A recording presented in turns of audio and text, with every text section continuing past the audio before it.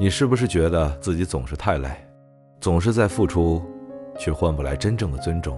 每一次忍讓，系統都在悄悄記錄你的低位。明明想拒絕，卻說沒事；明明不舒服，卻先遷就；明明有界限，卻被系統默默消耗。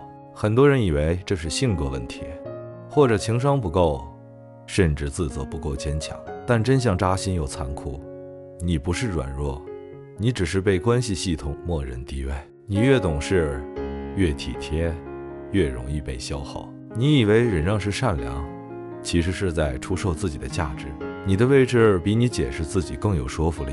你想要被尊重，首先要學會守住界限。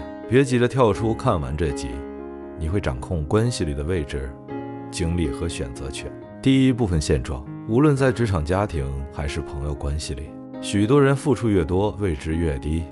這不是性格問題，而是關係系統在悄悄默認低位。換句話說，你越體貼越懂事，越容易被消耗，位置被默默邊緣化。想象一下，你每一次默默承擔，每一次忍让，每一次把需求放在別人前面，系統都在悄悄記錄你的低位已經默認。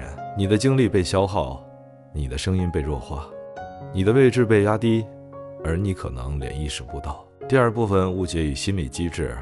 一、過度責任感人格。你總覺得自己必須承擔一切責任，否則就是不夠好。你以為付出就是善良，其實你在用討好維持關係。長期下去，你犧牲位置卻不自知。心理學上稱這是自動讓位。二、自動讓位。關係裡的隱蔽降級機制。你覺得自己在善良付出，實際上系統在悄悄判定你的低位。你的界限被輕輕消磨，你的聲音被悄悄削弱，你的位置在無聲中下降。付出越多，議價權越低。三、對討好的常見誤解。很多人以為我這麼做是善良，但心理學研究顯示，善良不等於犧牲自己的位置。越是想取悅別人，你越可能被操控，而自己卻毫無察覺。自系統視角。職場，老闆關注效率，你付出越多，位置越容易被邊緣化。家庭，父母以為你好為名，消耗你的心理能量。朋友，總是遷就別人的人，越容易被關係系統綁架。默默付出並不是價值提升，而是被系統降級的溫柔陷阱。第三部分，系統認知。關係不是性格問題，而是能量與成本系統。一、關係是能量系統，而非情感問題。誰承擔成本多，誰就處於低位。二、討好不是美德，而是自動降級。每一次過度解釋、忍讓、迎合，都在告訴系統，你可以被調動，可以被測試，可以被消耗。三、界限不是態度，而是位置。設置邊界就是改變自己在系統裡的位置，它比你說多少大道理更管用。不設邊界，本質是在出售自己；設邊界，本質是在重寫價值。你的位置比你的解釋更有說服力。第四部分案例，職場案例。你連續2年加班，幫同事處理項目，老闆只關注效率，不看你努力，同事越來越依賴你的付出。周末你還在處理郵件，但老闆發來新任務，你感到精力透支，卻不敢拒絕。結果你的位置悄悄被邊緣化。每一次我來吧，都在低位默默下注。你的核心資源被悄悄消耗，而你卻以為自己在盡職盡責。家庭案例，父母總說我為你好，你遷就、妥協、忍讓，可他們理解有限。你疲憊不堪，卻被心理綁架。你付出的越多，你的位置就越容易被削弱。哪怕你想表達真實想法，也會被責備你太自我。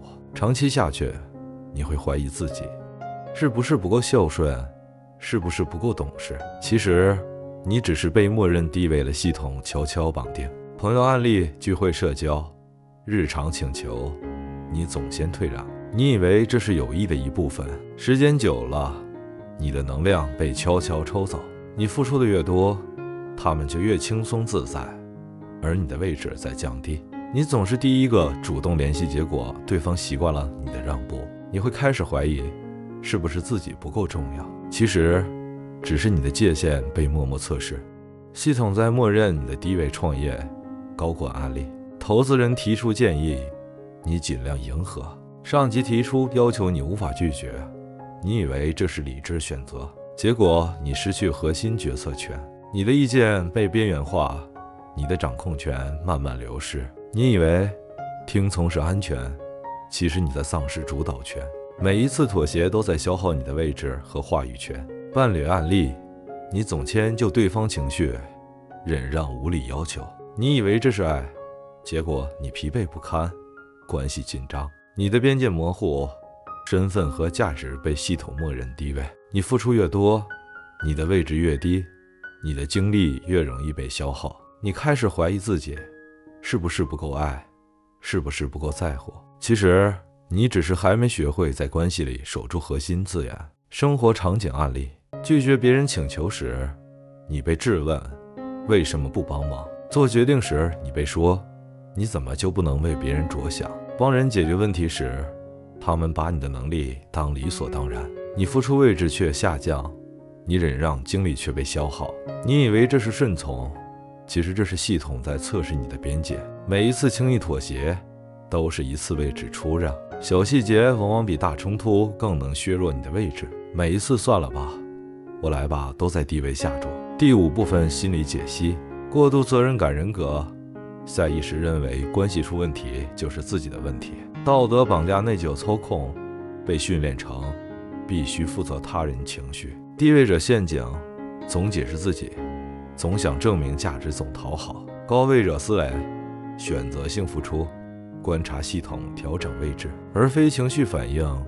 心理學與社交研究顯示，邊界清晰的人更容易獲得長期信任與尊重。拒絕是能力，學會拒絕，你才能真正掌控自由。企業管理案例也顯示，邊界清晰的領導，團隊效率和決策力都會翻倍。不懂拒絕，不懂界限，你連信任和效率都在出讓。第6部分實操動作，3步模型：1、延遲反應。面對請求先說我想一下再回復你，不是拒絕，而是把自动讓位改成手動選擇。2、不解釋拒絕。錯誤做法，我不方便因為；正確做法，這次我不方便。解釋是低位者的習慣，選擇是高位者的權利。拒絕是力量的表達，不是懲罰關係。3、觀察系統反應，不再討好，觀察誰不舒服。這告訴你誰值得投資，誰不值得浪費精力。落地動作，小範圍練習，從家庭開始，然後擴展到同事，最後應用到朋友。每次被拒絕後，記錄感受與反應，逐步擴大邊界，高位感自然形成。設心理界限日記，每天記錄被消耗的場景與選擇，每周評估一次邊界有效性。給自己獎勵，強化非討好行為。不討好不意味着孤立，而是給關係重置機會。邊界清晰，你的精力才屬於你自己。拒絕是高位者的第1步行動。如果你覺得這條視頻講的就是你，那你就在入口了。你不是討好者，你是比別人更早承擔責任的人。第1次不讓位，就是你真正掌控人生的開始。守住邊界，你才有資格守護人生核心資源。邊界是內心的盾牌，也是高位身份的象徵。學會守邊界，覺察系統運作。高位操作精力只投給值得的人和事。如果今天的內容戳到你了，別忘了點讚等於給自己1次站位，關注加轉發等於表示你想學會守住邊界。在評論區選擇你是哪一類人。1、我經常後悔答應別人。2、我開始學會慢一點回應。3、我想徹底升級。當你學會不輕易讓位，整個關係系統都會重新定位你。下一集我們揭開那些你看不見的規則，讓你在關係裡不再被動。隱形規則揭秘關係中的操控術。守邊界就是在告訴世界，我的位置我說了算。當你不再用討好換生存，這個世界才開始用尊重回應你。邊界一設，你的位置就重生。